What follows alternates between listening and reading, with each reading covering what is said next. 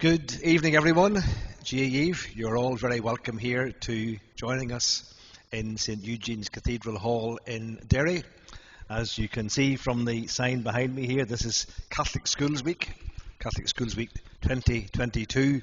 And the theme for the Catholic Schools Week this year is taken from the words of Jesus in the 10th chapter of St John's Gospel, verse 10. I have come that they may have life and have it to the fullest, have it in its fullness. So each of the evenings from Monday to Thursday, we're interviewing some people who have got experience, personal experience of commitment to Catholic education. And I'm delighted this evening to welcome someone whom very many of you will know, Lindsay, a long-serving teacher, retired principal of St Mary's College in Derry here on the Northland Road, a member of the Northern Ireland Government's independent panel on education, who received on television the BBC Lifetime Achievement Award of Education from BBC London in December. So Mary comes with a huge personal experience as well as great commitment, and I'm delighted that Mary is here this evening with us. Good evening, Bishop and Gia Eve. Hello, everybody. So you were teaching for over, what did you say, 35 years, you told me earlier on? I was 35 years in St Mary's, and I did a few years subbing, and a year in the convent grammar in Strabane before that, and a year in St Peter's in Cregan. Where they made me redundant before that, yeah.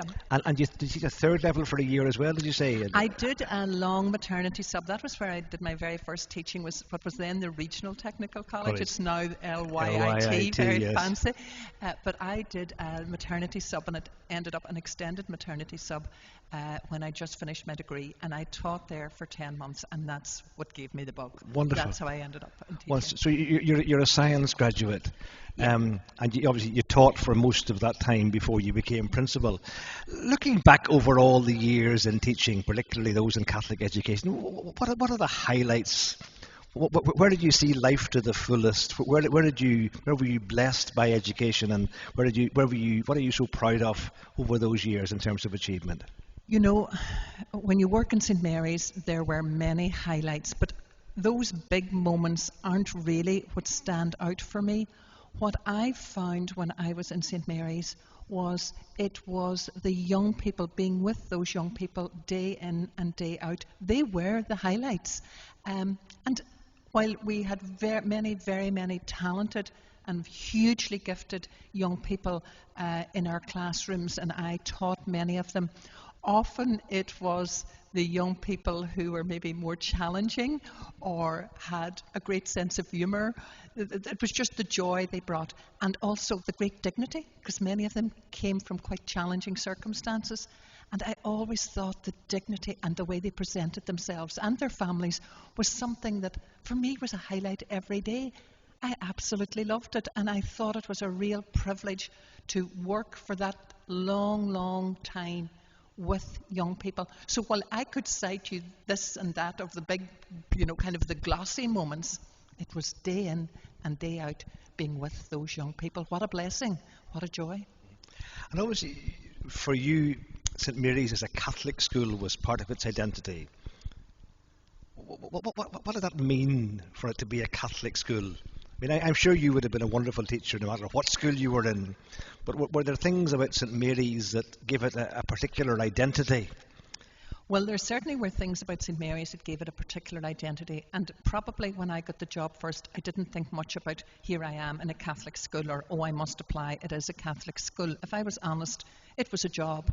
I needed a job. I applied and I got the job. And remember, I'd been made redundant. So I was very happy to get the job.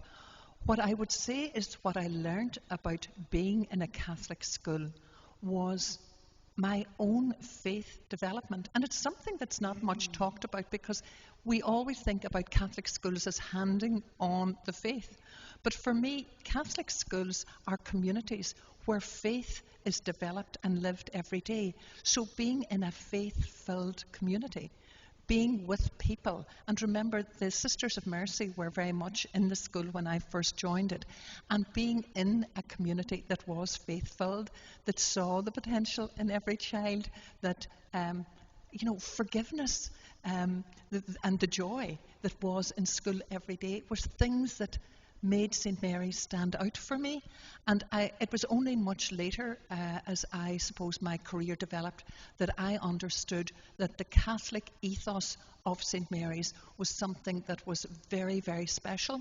That sense of belonging, that sense of accepting people, even people from Donegal like me. But it was like, it is a family, it is a community, and I know many of our Catholic schools are the same. So that sense of forgiveness and that sense of every child being of great importance and looking out for every child. And you know, the stories when I first joined St. Mary's about, you know, we often hear about, you know, the horrors of what happened in our schools in the past, but also the awful, awful goodness of the sisters when they went to Creggan first, looking out for families and looking out for young people that didn't have any education, and the difficulties they faced and the good support they had from the parish. So there was so much about Catholic education in the beginning that I probably didn't appreciate.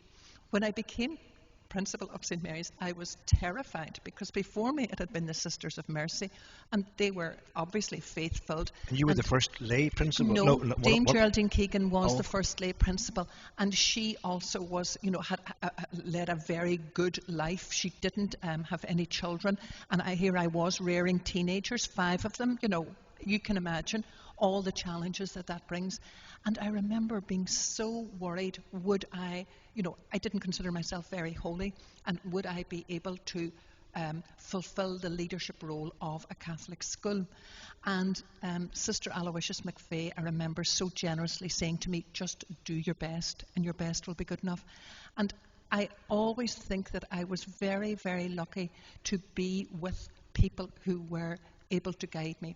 And the work that the Catechetical Centre does here and did for me when I was in doubt about my own ability, that extra support that you have.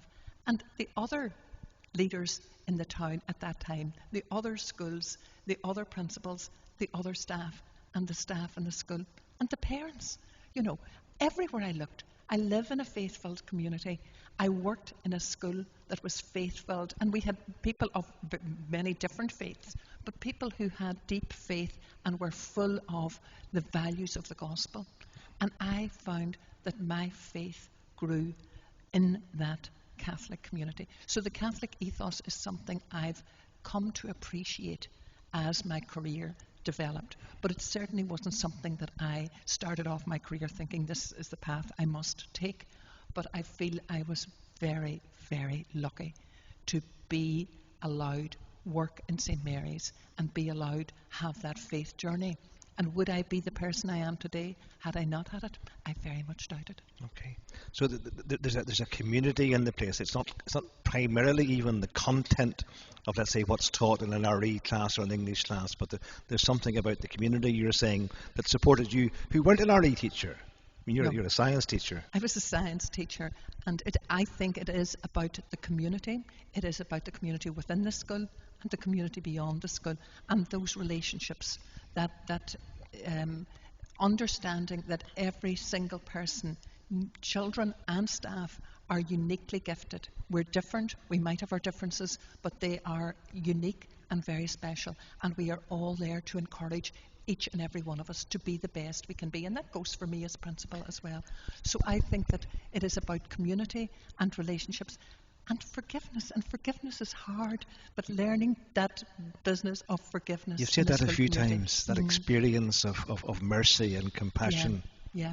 I suppose it comes from the mercy tradition, and it's again something that isn't often talked about, but you know, in a big school, there's probably close to 1,000 when you take the pupils and staff, and many of our school communities are big. Things go wrong. People do things that are wrong. Children get things wrong. We have to be able to understand we all make mistakes. We all need the opportunity to grow, and we all need to both experience forgiveness and be able to generously give mercy and forgiveness. And I suppose the mercy tradition is where that is rooted in for me, and I never really knew that, but I appreciate it. And I sense also you're also saying that you had a great love for those who were struggling as pupils, to whom you wanted to say, don't worry, You've made a mistake. There's still a space for you here. We want to keep including you again. I imagine that must be a very profound experience for young people. Well, it's probably a more profound experience for the adult because, what I mean, the young person must always feel they belong. It's like a family. In our family, sure, don't we all make mistakes? Don't we all get it wrong? But we always still feel we belong. And I think that's true in our schools. I think our Catholic schools do that particularly well. And I think also what Catholic schools do is the link they have with the home. Whoever's at home, the parents, our parents were such a strength to me and would often say that they were praying for me, particularly when I took on well in recent years, the support I had from the school community. But the parents, I always say, with the parents at your side, walking with you on the journey of educating young people, there's nothing you can't achieve, even if you haven't the resources you need, if parents walk with you. And I suppose governors brought in a link with the community. I mean, I don't mean just generally the world out there, but it linked you in very much with people who lived in the community, weren't teachers, but who had a passion for the welfare of the children and for the success of the school. You see, governors are probably the great unsung heroes of our Catholic schools. And increasingly, I suppose, with the demands on the clergy, we are more and more reliant on lay people. And, that's maybe a good thing, Bishop. I'm probably not supposed to say that, but, more power to them. And I always had great governors. They very, very child-centred, but full of challenge. And the other thing we haven't talked about is the great achievement, the academic success of our Catholic schools. We all know that for our young people to be able to live life to the full, they do need a certain amount of giftedness. They need their talents developed, a sense of self-worth, a sense of being able to think, to discern what is good in the world, what is right, and to be able to contribute through work and through their community. So I think that what we achieve in terms of standards in our Catholic schools is something that we should be very proud of. And the governors were always the great drivers for that. And I have to mention our chair of governors, Gay Durkin, after a long number of years' service, retired just on Thursday. And, she is typical of the people who have so generously, through the years, James Doherty before her, so generously gave to schools like St. Mary's over many, many years. Great wisdom, great faith, great compassion. I also have a sense that the school is not just well supported by the community, but very open to the community. I mean, I know I've given blood down there to the blood transfusion service. Father Shan O'Donnell had his ordination, sort of lunch after it there. There have been all sorts of events. You've hosted the MA and Catholic school leaders. I mean, it's a school that's very much opened its arms to welcome people into it. That's the impression I have. It's very much a school in the community where young people spend 80% of their time, their waking hours, outside the school. Where, in other words, what happens inside the school and outside, actually one reinforces the other. Yeah, I was always of the belief that the job that you have, I think recently Pope Francis has quoted this, and he said it in very, very good language, but I'll say it, it takes a village to rear a child. It takes a village definitely to educate a child. And I always felt that the job that we were doing, educating our young people, was far beyond just the confines of the school building, and that if we were going to do it and do it well, particularly with the skills and the attitudes that young people need now, we needed to look for expertise well beyond the school. So yes, the governors, but certainly the community here, and I'm taking note to the business community and the interest they took in the school. So we flung open our doors. We opened the school on Saturday. We have Saturday school, and we do that in partnership with Lisneal College, and it's really a great morning of activity, like the buzz in the school on a Saturday when you go in, all the different activities for the young people. And if you think of the lovely resources in all these beautiful schools that we have, the sports facilities, the space you have for performance and so on, maybe we should be thinking about using them more and throwing these facilities open, especially now with the restrictions lifting and people able to do things again. You mentioned Lisneal and Michael Allen over there on the other side of the river. Obviously, your identity as a Catholic school in St. Mary's hasn't cut you off from either the community or anything else. It actually has given you the confidence to offer something to the community. Tell us something about that link with Lisneal that's obviously benefited everybody, and it's been very educational. The link with Lisneal, I reckon, is almost 30 years. I'm trying to persuade Michael Allen that there should be a 30th anniversary. Maybe Anne Kelly or somebody will know exactly when the 30th anniversary is of when that partnership, it started in Dame Geraldine Keegan's time, and it started with, I think it was Faughan Valley, before Lisneal came into being. It's a fabulous partnership. And sometimes when I hear people talk about Catholic education, it describes a place that I do not understand, because always the schools that I know, the Catholic schools that I know, are very, very much open and reaching out to people from different traditions, be it integrated, be it controlled, wherever they come from. And I think that our school and our link with Lisneal is so natural to us, and it's so good for us, and it's so much part of what we do that I can't imagine that we wouldn't know and work with Lisneal. We have benefited from it. They have benefited from it. St. Cecilia's is now part of that partnership. Martine was part of the partnership when she was in St. Mary's. So that joining together, you see, doing the best for the young people in a school, in a Catholic school, is no longer enough, because we must do better for them in the world in which they live. So we need to help them to be able to live together. So no matter what their qualifications, no matter what their attitudes or dispositions, when they go into the world of work, they need to have those better relationships.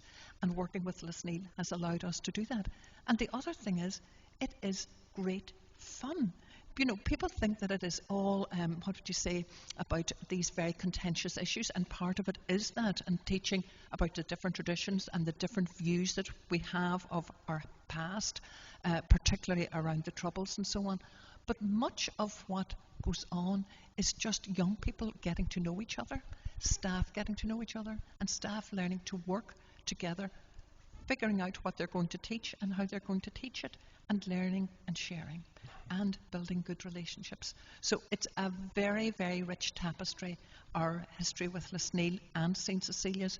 We have all learned and benefited, and we've all had a great time. And been a blessing on the city, I'm quite sure, by establishing those relationships. You asked me about the highlight, and really, it has to be, if I look back on my career, if anything that we did in partnership with working with children in Lisneal helped relationships in this city, that's what I'm most proud of. Great. Now, another thing, education's always changing. There's always challenges in it. Many teachers love teaching. I enjoyed it myself for so many years. How would you encourage someone who thinks, no, I'll just stay in the classroom, I love my teaching? How would you encourage a new generation of passionate leaders for our Catholic schools? How would you encourage them to put their hand to the tiller? How would you encourage them to say it's a vitally important job? That's probably the hardest question you've asked me. I think because of COVID and what our school leaders have been through in the last 2 years, the challenges they've faced, the frustrations they've had, I think the leadership in our schools is finding itself in a difficult position. I have to commend them. I have to commend the leaders, not just the principals, but the senior teams in our schools in what they have achieved. I'm going to mention Brendan McKeown in particular, because 3 months before COVID, I walked out and he had to step in to my shoes and take over. And really, on top of that, then 3 months later, he was faced with COVID and the whole school closed down. But our school principals, primary, post-primary, the work that they have done has been incredibly tough over the last 2 years. But beyond that, our schools need people who understand what they can bring and understand what education can do. It's over, 55 years since Donogh O'Malley brought free education to the Republic of Ireland, and I was educated in Donegal, as you probably know. And I often think, if that Education Act hadn't happened, I think he announced it in 66 and it came into being in 67, what would my life be like? And if I hadn't had the opportunities and the people in charge of education, the leadership, government, the leadership in the schools, where would I be now, and what would my life have been like? I have been so blessed in my life. And I think there's that idea of handing it back, looking back and saying, who can I help now? Who needs it? And there are so, like when I took over, I honestly thought I would never be like the Sisters of Mercy. I would never have their skills. I would never have the networking and the influence of Geraldine Keegan and the creative. I mean, she was a real innovator. But you know, you just do it in your own way. As Sister Aloysius said to me so generously, you can just only do your best. And I think if people understood their best is good enough, more would step up, and maybe more women. I know our primary schools need more men, but you know, you are good enough, and the Holy Spirit will guide you. You know, often and often when I haven't known what to do, I've just asked the Holy Spirit to guide me, give me the strength and the courage to do what is right here.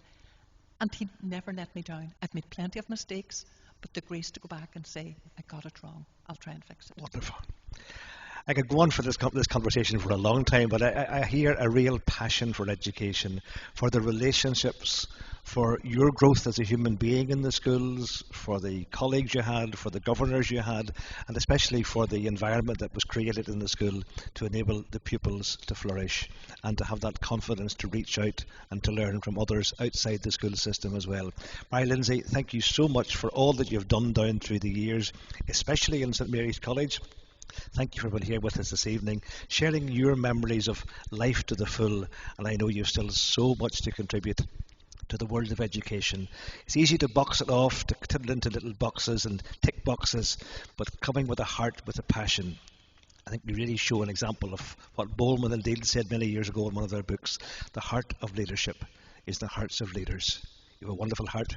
Why, Lindsay, thank you so much for sharing this evening. Thank God you bless. so much, Bishop. Thank you. Thank you. And then we'll be back again, please God, tomorrow night with 2 sixth formers from one of our rural post-primary schools talking about their memories, their experience, their dreams, and what they've known from Catholic education. Good night, and God bless. Slán agus Beannacht.